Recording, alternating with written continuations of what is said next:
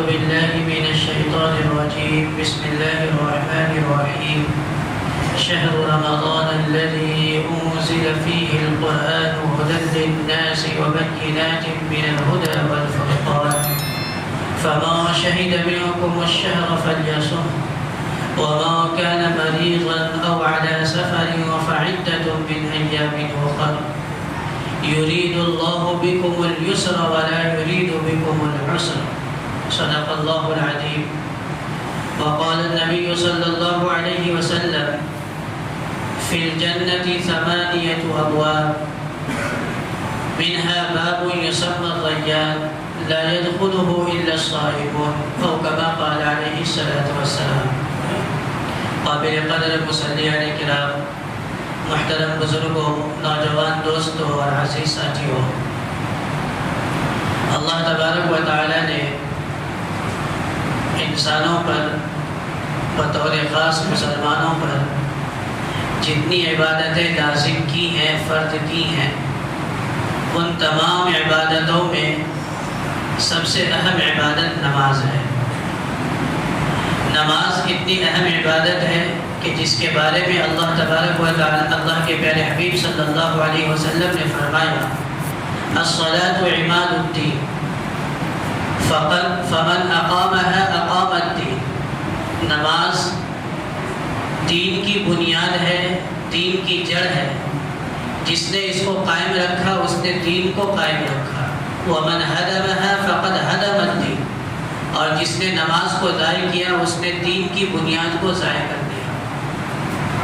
تو سب سے اہم عبادت، جتنی عبادتیں اللہ تبارک و تعالیٰ نے ہم مسلمانوں پر فرض کی ہیں ان میں نماز ہے۔ دوسرے نمبر پر روزہ ہے۔ رمضان المبارک کا مہینہ چل رہا ہے اور روزے کے تعلق سے گزشتہ جمعہ اور اس سے پہلے کافی کچھ باتیں ہمارے سامنے آ چکی ہے۔ جب سے شعبان المعظم کا مہینہ شروع ہوا ہے تو سب سے پہلے شعبان کی فضیلت، پھر دوسرے ہفتے میں شب برات میں کیا کریں اور کیا نہ کریں اس تعلق سے باتیں آئیں، پھر تیسرے اور چوتھے ہفتے میں رمضان المبارک کی اہمیت، اس کی تیاری کے سلسلے میں باتیں عرض کی گئیں۔ روزہ یہ دوسری اہم ترین عبادت ہے جو اللہ تبارک و تعالیٰ نے ہم مسلمانوں پر فرض کی ہے۔ عبادتیں جتنی ہیں اللہ تبارک و تعالیٰ نے تمام عبادتیں ہماری روحانی ترقی کے لیے ہمیں عطا فرمائی ہیں۔ روح کو تازگی ملتی ہے، نماز سے روح کو تازگی ملتی ہے، روزے سے روح کو تقویت ملتی ہے، زکوٰۃ سے روح کو تازگی ملتی ہے، حج سے روح کو تقویت ملتی ہے، قربانی سے اور دیگر جتنے اعمال ہیں ان تمام اعمالوں سے روح کو تقویت، طاقت اور تازگی ملتی ہے، روح قوی ہوتی ہے۔ جس طرح غذا کھانے سے ہمارا جسم طاقتور ہوتا ہے، جسم میں طاقت آتی ہے، اسی طرح جتنی عبادتیں ہیں، چاہے وہ نماز ہو چاہے روزہ ہو، اس سے ہماری روح کو طاقت ملتی ہے۔ اور یہ بات آپ کے ذہن میں ہوگی کہ ہم انسان صرف جسم نہیں ہے بلکہ جسم اور روح کے مجموعے کا نام ہے۔ جسم اور روح ملے تو جا کر کے انسان بنتا ہے، صرف جسم کا نام انسان نہیں ہے اور صرف روح کا نام بھی انسان نہیں ہے۔ تو جس طرح جسم کا طاقتور ہونا ضروری ہے، اسی طرح روح کا بھی طاقتور ہونا ضروری ہے۔ ہم لوگ 11 مہینے صبح سے لے کر شام تک، شام سے لے کر صبح تک، اٹھنے سے لے کر کے بیٹھنے تک، بیٹھنے سے لے کر کے اٹھنے تک، چلتے پھرتے ہر وقت دنیا اور جسم کی تقویت کے لیے کام کرتے ہیں، اس لیے روح ہماری کمزور ہو جاتی ہے۔ تو یہ عبادتیں اللہ تبارک و تعالیٰ نے بیلنس برقرار رکھنے کے لیے، توازن قائم رکھنے کے لیے عطا فرمائی ہے کہ ہمیشہ بدن کی غذا کی فکر کرنے والوں ذرا روح کی بھی خبر لے لو، کہیں ایسا نہ ہو کہ جسم تو بہت طاقتور ہو جائے اور روح بالکل کمزور اور لاغر و ضعیف ہو جائے۔ اب ایسی ترتیب ہے کہ نماز جو سب سے اہم عبادت ہے روزانہ 5 مرتبہ ہے۔ دوسری اہم ترین عبادت جو روزہ ہے، سال میں 1 مہینہ رکھنا ہے، وہ مہینہ شروع ہے، آج ہم چوتھے روزے میں داخل ہو گئے ہیں، اور اس اس کے بعد تیسرے نمبر پر زکوٰۃ ہے، تو زکوٰۃ مالداروں پر سال میں 1 مرتبہ فرض ہے۔ چوتھے نمبر پر حج ہے، حج بھی مالداروں پر زندگی میں صرف 1 مرتبہ فرض ہے۔ تو یہ 4 اہم عبادتیں ہیں، اور ایک کلمہ طیبہ ہے جس پر اسلام کی بنیاد رکھی گئی ہے، وہ ہمیشہ ضروری ہے۔ تو ایمان ہمیشہ ضروری ہے، نماز روزانہ 5 مرتبہ ضروری ہے، روزہ سال میں 1 مہینہ رکھنا ضروری ہے، اور زکوٰۃ سال میں 1 مرتبہ مالداروں کے لیے ادا کرنا ضروری ہے، اور حج زندگی میں 1 مرتبہ ادا کرنا ضروری ہے۔ یہ ترتیب ہے۔ پھر ان عبادتوں کو اللہ تبارک و تعالی نے ہمیں عطا فرما کر کے ہم پر احسان فرمایا کہ ہم ان عبادتوں کو ادا کریں، ان عبادتوں کے ذریعے اپنے روح کو ترقی دیں، تاکہ روح طاقتور ہو کر کے ہمیں آخرت کی تیاری میں تعاون کرے، ہم آخرت کی تیاری کرنے والے بن جائیں۔ کتنی فکر ہے دنیا کی ہم سب کو، اور کس قدر دوڑ بھاگ ہو رہی ہے، اور ایک دوسرے سے آگے بڑھنے کی کوشش ہو رہی ہے۔ کتنی زندگی ہے، کیسی دنیا کی زندگی ہے، 60 سالہ 70 سالہ زندگی ہے۔ اس زندگی کے لیے اس قدر دوڑ بھاگ ہے اور اس قدر ہنگامہ خیزی ہے کہ ہمیشہ پریشان ہے، لیکن وہ آخرت کی زندگی جس کے لیے ہمیں اللہ تبارک و تعالیٰ نے پیدا فرمایا ہے، اس کے لیے ہماری تیاری کیا ہے؟ اس تیاری کے سلسلے میں ایک اہم عنوان یہ روزہ ہے۔ رمضان المبارک کا مہینہ شروع ہے، اور ہم سب الحمدللہ روزہ رکھے ہوئے ہیں، اللہ تبارک و تعالیٰ کا شکر ہے۔ ایسا مہینہ ہے کہ رحمتیں موسلا دھار برس رہی ہے۔ اب کوئی آدمی اس موسلا دھار رحمتوں کی برسات میں بھی محروم ہو جائے تو اس سے زیادہ بدقسمت کون ہوگا؟ روزانہ اللہ کا منادی آواز لگا رہا ہے، یا طالب الخیر اقبل، اے خیر کا طلبگار آگے بڑھ، وَيَا طَالِبَ الشَّرِّ أَدْبِرْ، اور اے برائیوں کی طرف جانے والا اب پاس آ جا، اب رک جا۔ رمضان کا مہینہ شروع ہوتے ہی اللہ کی طرف سے فرشتہ ندا لگانا شروع کر دیتا ہے، یا طالب الخیر اقبل وَيَا طَالِبَ الشَّرِّ أَدْبِرْ، اے بھلائیوں کا طلبگار آگے بڑھ، اے برائیوں کی طرف جانے والا اب تو پاس آ جا، اب تو ٹھہر جا۔ جو خوش قسمت ہوتے ہیں جسے اللہ تبارک و تعالی نصیبے والا بناتا ہے، تو بزرگوں وہ رمضان کی قدر کر لیتا ہے، روزہ بھی رکھتا ہے، تراویح بھی ادا کرتا ہے۔ میں نے گزشتہ جمعہ آپ کے سامنے رمضان کے اعمال کے تعلق سے کچھ تفصیل عرض کی تھی کہ رمضان کے مہینے میں ہمیں کیا کیا اعمال کرنے ہیں خصوصیت کے ساتھ۔ تو آدمی ان اعمال کو کر کے اپنی آخرت کو سنوارتا ہے، قسمت والا بن جاتا ہے۔ اور کتنے ایسے بدقسمت ہوتے ہیں کہ رمضان مبارک کا مہینہ آ جاتا ہے اور اسے کوئی پرواہ نہیں ہوتی، وہ محروم کے محروم ہی رہ جاتا ہے۔ کتنی سخت وعید بیان فرمائی اللہ کے نبی صلی اللہ علیہ وسلم نے، حدیث ممبر کے نام سے مشہور ہے، آپ بارہا سنتے ہوں گے۔ حضرت کعب بن عجرہ رضی اللہ تعالیٰ عنہ راوی ہیں، فرماتے ہیں کہ ایک مرتبہ اللہ کے نبی صلی اللہ علیہ وسلم ممبر پر مسجد میں تشریف لائے اور ہم سے کہا احضروا الممبر، ممبر کے قریب سب آ جاؤ۔ ہم لوگ قریب قریب ہو کر کے بیٹھ گئے، تو اللہ کے نبی صلی اللہ علیہ وسلم ممبر پر تشریف لے گئے، تو پہلا قدم پہلے سینے پر رکھا تو آمین فرمایا، دوسرے سینے پر رکھا تو پھر آمین فرمایا، تیسرے سینے پر رکھا تو پھر آمین فرمایا۔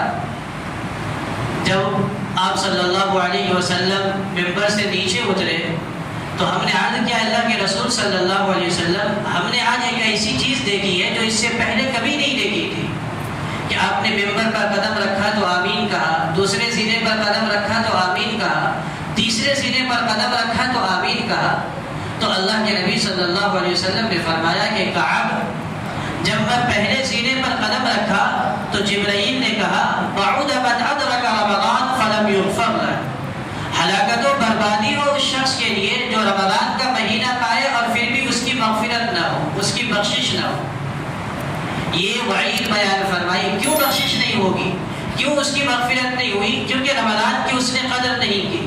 رمضان میں جس طرح روزہ رکھنا چاہیے روزہ نہیں رکھا، رمضان میں جس طرح قرآن کی تلاوت کا اہتمام کرنی چاہیے قرآن کی تلاوت کا اہتمام نہیں ہوا، رمضان میں جس طرح گناہوں سے بچنا چاہیے اس طرح گناہوں سے بچنے کی اس نے کوشش تو فرمایا بعد من ادرک رمضان فلم یغفر له، ہلاکت و بربادی وہ ایسے آدمی کے لیے جو رمضان المبارک کا مہینہ پالے اور پھر بھی اس کی مغفرت نہ ہو، اس کی بخشش نہ ہو۔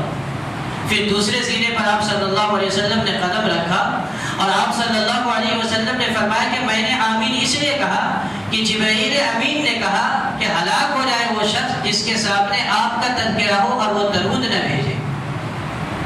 محمد رسول اللہ صلی اللہ علیہ وسلم کا تذکرہ ہو اور آدمی درود نہ بھیجے، اس پر لعنت کی گئی ہے، جبرائیل امین کی بد دعا ہے، اور آپ صلی اللہ علیہ وسلم کی اس پر آمین لگ کر کے اس پر مہر لگا دی گئی ہے۔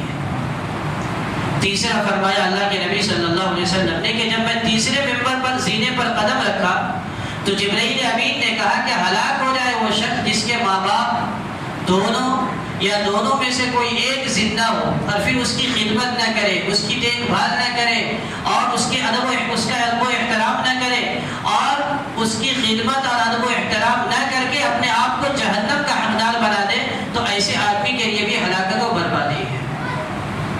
سب سے پہلی بات جو اللہ کے نبی صلی اللہ علیہ وسلم نے بیان فرمائی وہ یہ بیان فرمائی کہ جو رمضان کا مہینہ پائے اور رمضان بھی یوں غفلت میں گزر جائے اور اس کی مغفرت نہ ہو، اس کے اعمال اچھے نہ ہو سکے، اس کی تلاوت اچھی نہیں ہو سکی، تو ہلاک و برباد ہو گیا، اس میں کوئی شک نہیں، کوئی تردد نہیں، کوئی احتمال نہیں۔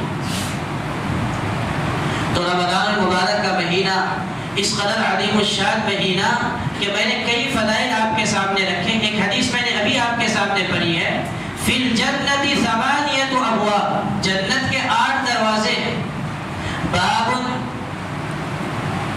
منہا باب یسمى ریان، اس میں ایک دروازہ ہے جس کا نام ریان ہے، لا يدخلہ الا الصائمون، اس میں صرف روزے دار ہی داخل ہوں گے، اس کے علاوہ اس دروازے سے کوئی جنت میں داخل نہیں ہوگا۔ صرف روزے دار کے لیے یہ فضیلت بیان کی گئی ہے کہ جو آدمی روزہ رکھتا تھا دنیا کے اندر، اللہ تبارک و تعالی جنت کے اندر ایک دروازہ خاص طور پر باب الریان کے نام سے بنوائے ہیں، اس دروازے سے صرف جنت میں روزے دار ہی داخل ہوں گے، نمازی، زکوٰۃ کا ادا کرنے والا، حاجی، قربانی کرنے والا، دیگر نیک اعمال کرنے والا، اس کے لیے جنت کے الگ دروازے ہیں، نام متعین نہیں ہے، اللہ کے گھر سے داخل کریں گے اللہ جانتے ہیں، لیکن جو آدمی روزہ رکھ کر کے اپنی زندگی گزارے گا، اللہ تبارک و تعالی جنت میں ایک دروازہ خصوصی طور پر بنوائے ہیں جس سے روزے دار کو ہی داخل فرمائیں گے۔ کتنی بڑی فضیلت ہے۔ اسی طرح اللہ کے نبی صلی اللہ علیہ وسلم نے فرمایا علی کل شیء زکات، ہر چیز کے اوپر زکات ہے، وزکات الجسد الصوم، اور جسم کا زکات جو ہے وہ روزہ ہے۔ ہم روزہ رکھ رہے ہیں، اس کی جسمانی اعتبار سے روزہ رکھنے کی کتنے فائدے ہیں اس کا احاطہ بھی دشوار ہے، کتنی بیماریاں انسانوں کی ختم ہوتی ہے اور کس قدر انسان صحت مند ہو جاتا ہے، وہ تو دنیا کی چیزیں ہیں، لیکن آخرت کے اعتبار سے اللہ کے نبی صلی اللہ علیہ وسلم نے فرمایا کہ روزہ رکھنا جسم کا زکات ہے، جس طرح مال کا زکات پیسے اور روپے وغیرہ ہے، اسی طرح جسم کا بھی زکات ہے، اور وہ زکات یہ ہے کہ آدمی روزہ رکھے۔ روزہ رکھ کر کے ہم آئے ہیں، لیکن ہوتا یوں ہے کہ ہم میں سے اکثر بھائیوں کو، اکثر گھر کی عورتوں کو روزے کے مسائل سے واقفیت نہیں ہوتی۔ فضائل ہم نے بارہا سنی ہے، فضائل سنتے بھی رہتے ہیں، لیکن روزہ رکھ لیے اور روزہ کے مسائل سے ہماری واقفیت نہیں ہے۔ اللہ تبارک و تعالیٰ نے قرآن مقدس میں جہاں رمضان کے روزے کی فرضیت کو بیان فرمایا کہ شہر رمضان الذی انزل فیہ القرآن، رمضان کا مہینہ وہ مہینہ ہے جس میں قرآن کو نازل کیا گیا، فی آیات بینات من الہدی والفرقان، آگے فرمایا فمن شہد منکم الشہر فلیصم، جو کوئی رمضان کا مہینہ پائے وہ روزہ رکھے، یہ روزہ فرض ہے۔ لیکن آگے اللہ تبارک و تعالیٰ نے استثناء کیا، فرمایا ومن کان مریضا او علی سفر فعدۃ من ایام اخر، جو کوئی بیمار ہو، مریض ہو یا سفر میں ہو تو وہ اس وقت اگر روزہ نہ رکھنا چاہے تو اس کی اجازت ہے، بعد میں وہ اس کی قضا کرے گا۔ فمن شہد منکم الشہر فلیصم ومن کان مریضا او علی سفر فعدۃ من ایام اخر، تو بعد میں گن کر کے جتنے روزے اس کے قضا ہوئے ہیں اس روزوں کی قضا کرے۔ تو معلوم یہ ہوا کہ بعض صورتیں ایسی ہیں کہ اگر مسلمان ہے، ہر عاقل بالغ مسلمان مرد و عورت پر اگر عذر نہ ہو تو روزہ رکھنا فرض ہے۔ جو بھی مسلمان ہے، مرد ہو یا عورت ہو، عاقل ہے، بالغ ہے، پاگل نہیں ہے، مجنون نہیں ہے اور بچہ نہیں ہے، بالغ ہے، تو ہر مسلمان عاقل و بالغ مرد و عورت پر اگر کوئی عذر نہیں ہے تو روزہ رکھنا فرض ہے۔ علماء نے اس آیت کریمہ کے ذیل میں مسئلہ لکھا ہے کہ 10 قسم کے ایسے لوگ ہیں جن کے لیے روزہ نہ رکھنے کی اجازت ہے۔ بعض صورتوں میں وہ قضا کریں گے اور بعض صورتوں میں اس کے لیے فدیہ کی ادائیگی ضروری ہے۔ نمبر 1، مریض، جو آدمی بیمار ہو، رمضان کا مہینہ چل رہا ہے، بیمار ہے، تو ایسے آدمی کو اجازت دی ہے شریعت نے کہ روزہ نہ رکھے تو وہ گنہگار نہیں ہوگا۔ نمبر 2، مسافر، سفر میں ہے تو اس کے لیے بھی اجازت دی ہے کہ وہ آدمی اگر سفر کی حالت میں روزہ نہ رکھے تو بعد میں قضا کر لے، روزہ نہ رکھنے کی اجازت ہے۔ نمبر 3، حاملہ عورت، وہ عورت جس کے پیٹ میں بچے کی ولادت ہو رہی ہے اور پرورش ہو رہی ہے، وہ عورت۔ نمبر 4، مرضعہ، دودھ پلانے والی عورت، وہ عورت جس کے گود میں بچہ ہے اور وہ دودھ پلا رہی ہے اور وہ یہ محسوس کرتی ہے کہ روزہ اگر رکھے گی تو تکلیف ہوگا، تو اس کو روزہ نہ رکھنے کی اجازت دی گئی ہے۔ نمبر 5، ایسا آدمی جسے سخت بھوک لگتی ہو، برداشت نہیں کر پاتا ہو۔ نمبر 6، ایسا آدمی جسے سخت پیاس لگتی ہو، برداشت نہیں کر پاتا ہو۔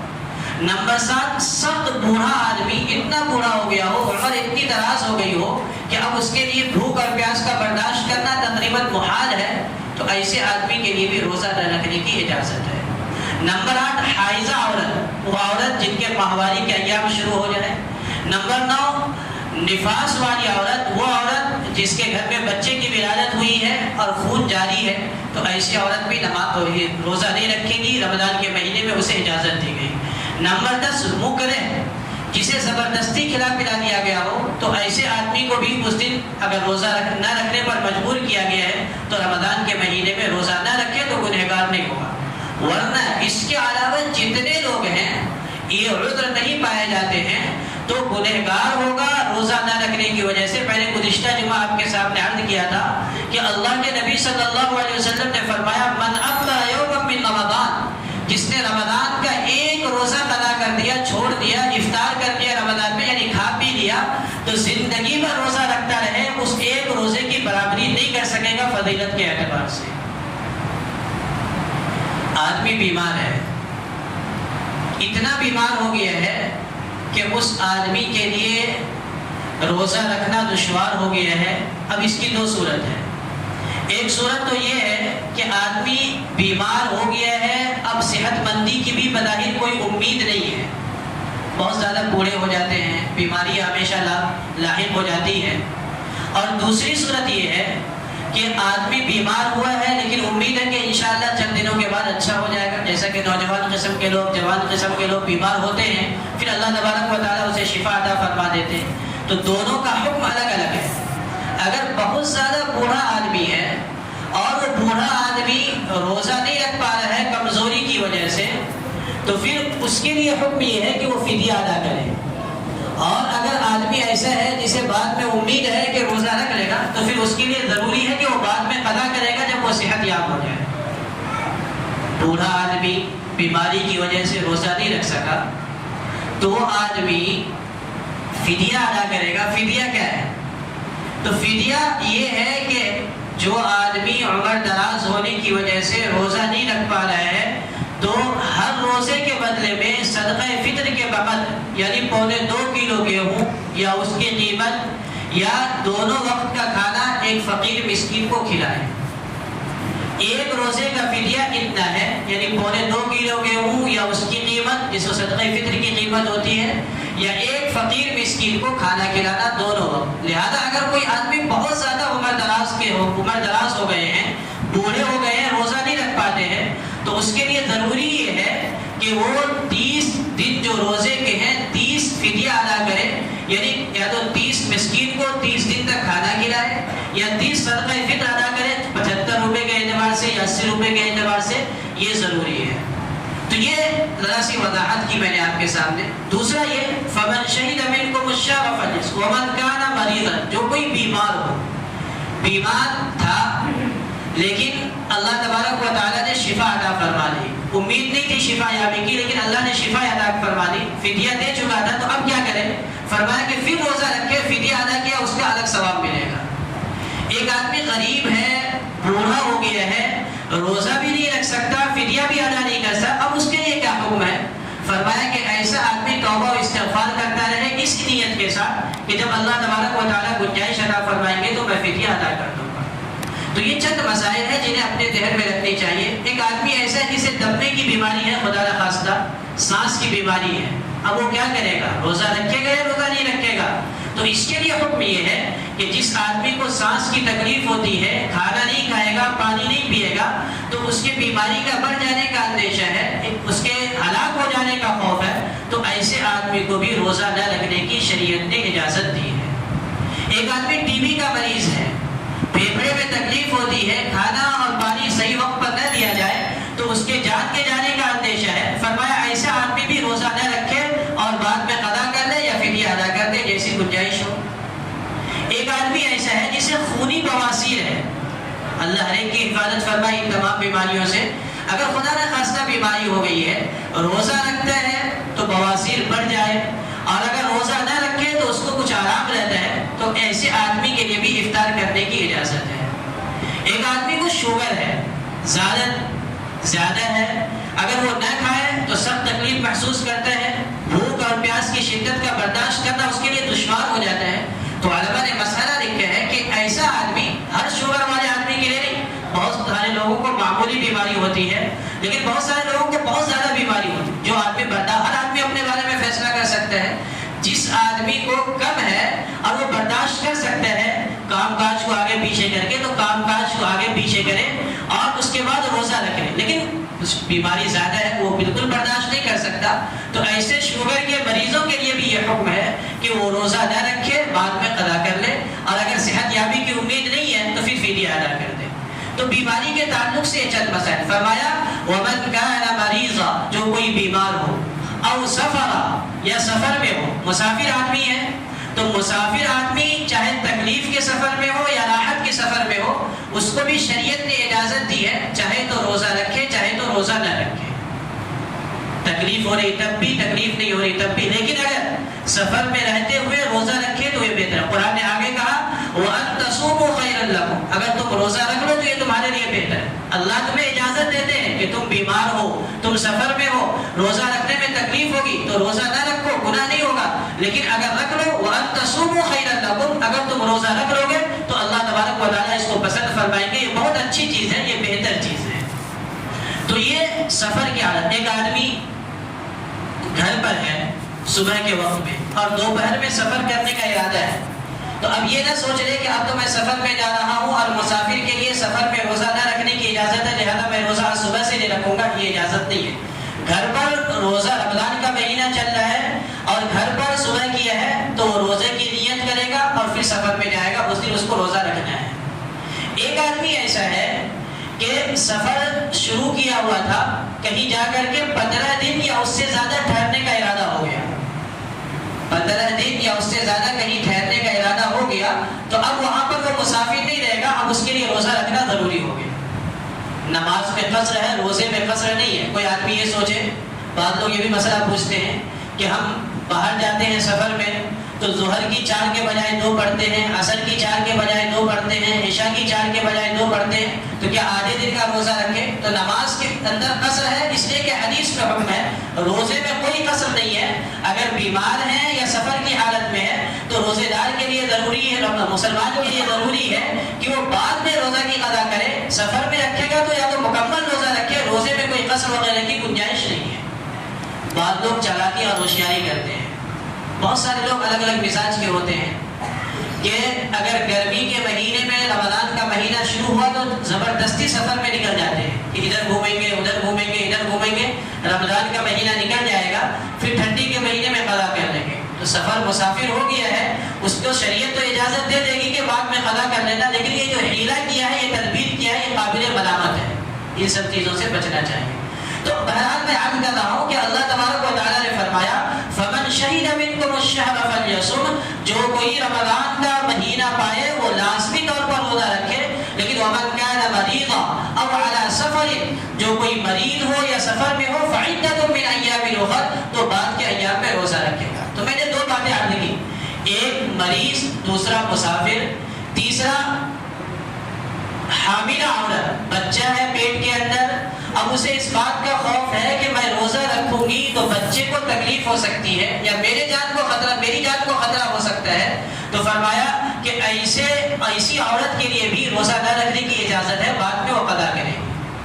مرضعہ ہے، دودھ پلانے والی ہے، بچہ گود میں ہے، اب اس کو اس بات کا خطرہ لاحق ہے کہ اگر میں روزے سے رہتی ہوں تو بچے کو دودھ نہیں ملے گا اور مجھے تکلیف ہو جائے گی، بچے کا خطرہ ہو یا اپنی جان کا خطرہ ہو، تو ایسی دودھ پلانے والی عورت کے لیے بھی روزہ نہ رکھنے کی گنجائش ہے، رکھے تو بہتر ہے، لیکن اگر نہیں رکھتی ہے تو آپ اپنی عورتوں پر زبردستی نہیں کر سکتے کہ نہیں رمضان کا مہینہ چل رہا ہے، میرے گھر میں رہتی ہو اور تم روزہ نہیں رکھو گی، ایسا کیسے ہو سکتا ہے؟ آپ زبردستی نہیں کر سکتے، شریعت نے اس کو اجازت دی ہے، وہ عورت اپنے بارے میں صحیح فیصلہ کر سکتی ہے کہ وہ کتنا برداشت کر سکتی ہے، کتنا برداشت نہیں کر سکتی ہے۔ اگر وہ اس نے اس بات کا فیصلہ کیا ہے کہ میں برداشت نہیں کر سکتی اور روزہ نہیں رکھتی ہے تو شریعت اجازت دیتی ہے، لیکن زبردستی نہ رکھے تو پھر آپ اس وقت کو دیکھ کر کے، حالات کو دیکھ کر کے عورت کے بارے میں فیصلہ کر سکتے ہیں۔ تو چار چیزیں ہوئی، میں نے 10 اعداد بتلائے کہ 10 وجہوں سے روزہ نہ رکھنے کی شریعت نے اجازت دی، مریض کو، مسافر کو، حاملہ عورت کو، دودھ پلانے والی عورت کو، جسے بہت زیادہ، نمبر 5 جسے بہت زیادہ بھوک لگتی ہو، نمبر 6 جسے بہت زیادہ پیاس لگتی ہو، برداشت نہیں کر پاتا تو اب کیا کرے گا وہ، نمبر 7 بہت زیادہ بوڑھا ہو گیا ہو، نمبر 8 حیض والی عورت، یہ عورت سے متعلق ہے، ماہواری آ گئی ہے، وہ روزہ نہیں رکھے گی، بعد میں قضا کرے گی۔ نفاس والی عورت ہے، رمضان کے مہینے میں بچہ پیدا ہوا، اب خون کا سلسلہ شروع ہو گیا، اس کی زیادہ سے زیادہ مدت 40 دن ہے، کم سے کم مدت کوئی بھی نہیں، اب مستقل اگر اس کو خون آ رہا ہے تو وہ عورت روزہ نہیں رکھے گی، بعد میں اس کی قضا کرے گی۔ تو یہ چند مسائل ہے جو روزہ نہ رکھنے کی شریعت نے اجازت دی ہے۔ میں نے اس کی تفصیل میں بات عرض کی، فمن شہد منکم الشہر فلیصم ومن کان مریضا او علی سفر فعدۃ من ایام اخر، جو کوئی بیمار ہو، جو کوئی سفر میں ہو، وہ دوسرے ایام میں روزہ گن کر کے رکھ لے گا، جتنے روزے چھوٹے ہیں ان روزوں کی قضا کرے گا۔ یہ تو روزہ نہ رکھنے والوں کے تعلق سے شریعت نے جس کو اجازت دی ہے، اس تعلق سے کچھ باتیں آ گئی۔ بعض مسائل ایسے ہیں جو ہم سب کو روزانہ پیش آتے ہیں، ہم روزہ رکھ لیے، لوگ پوچھتے ہیں کہ ہم نے سحری آج نہیں کیا، اٹھ ہی نہیں پایا، آنکھ ہی نہیں کھلی، تو سحری نہ کرنے سے روزے پر کوئی فرق نہیں پڑتا، سحری کرنا سنت ہے، سحری کھانا چاہیے، لیکن اگر ہم نہیں کھا سکے تو اس سے روزے پر کوئی فرق نہیں پڑے گا، روزے کی نیت ہم کر لیں گے آدھے دن سے پہلے تو روزہ معتبر ہوگا، روزہ مانا جائے گا۔ سحری کھانا لازم اور ضروری نہیں ہے۔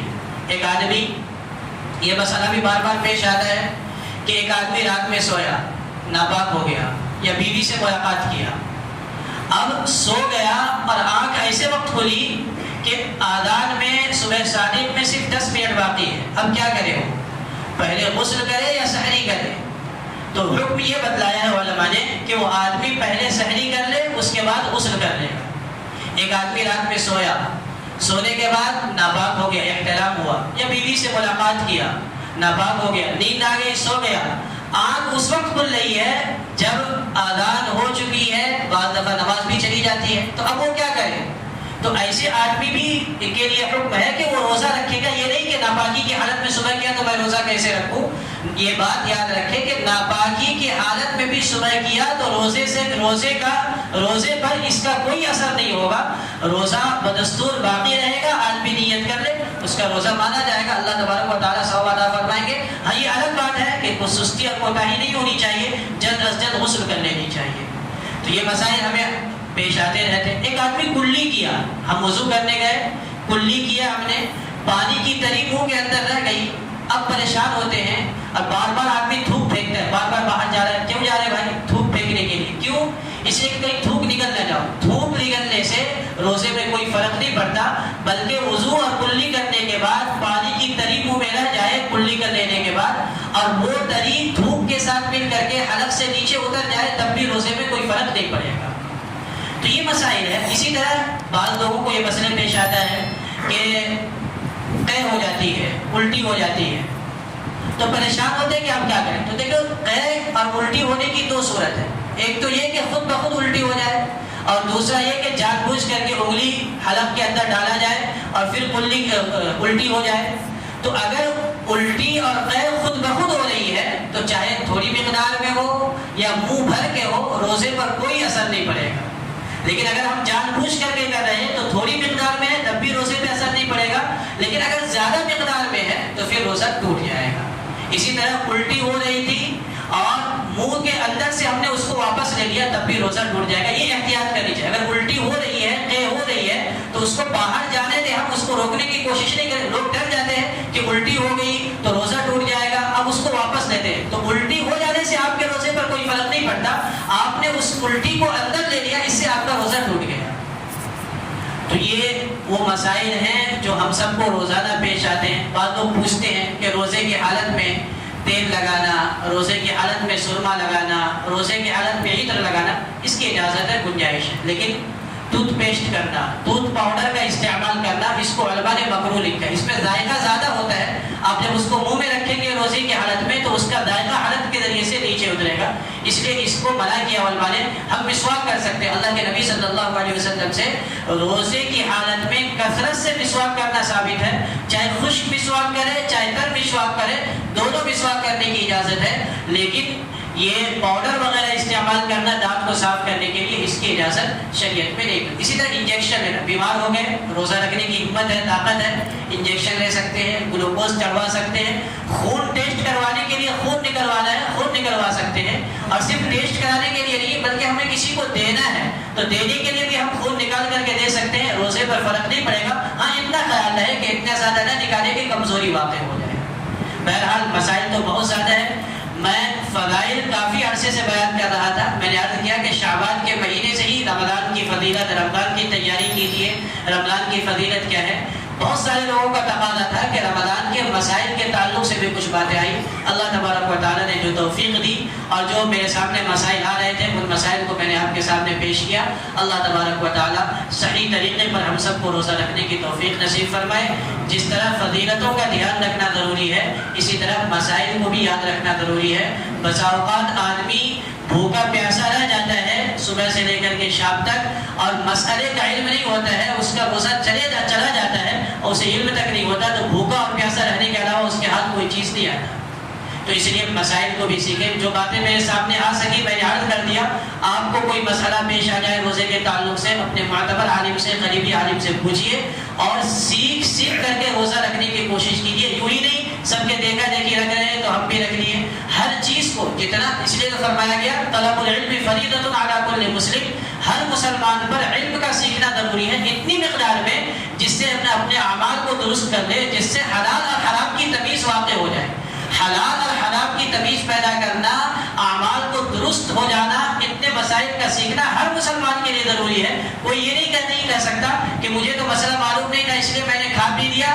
یہ بات بھی یاد رکھیں کہ کوئی آدمی کھا پی لیا روزے میں تو کھا پی لیا بھول سے تو روزہ نہیں ٹوٹے گا. ایک مرتبہ نہیں 10 مرتبہ کھا لیا تو اگر بھول سے کھا رہا ہے تو بھول سے کھانے کی وجہ سے روزہ نہیں ٹوٹتا ہے. اور علماء نے مسئلہ لکھا ہے کہ اگر آدمی صحت مند ہے تو اس کے روزے کو یاد دلا دیجیے کہ رمضان کا مہینہ تو کھا کیوں رہے تو اس کو یاد آ جائے گا، فوراً رک جائے گا. لیکن بہت بوڑھے ہیں اور وہ کھا رہے ہیں تو خاموشی اختیار کر لو. کھانے تو اللہ اس کو کھلا رہے ہیں، بات کو اس کو یاد دلا دینا کہ چچا آپ کا روزہ تھا، آپ کھانا کیوں کھا لیے، تو اس کا روزہ بھی ہو جائے گا اور اس کا کام بھی ہو جائے گا. تو بہرحال یہ بہت مسائل ہیں، باریکیاں ہیں، پیچیدگیاں ہیں.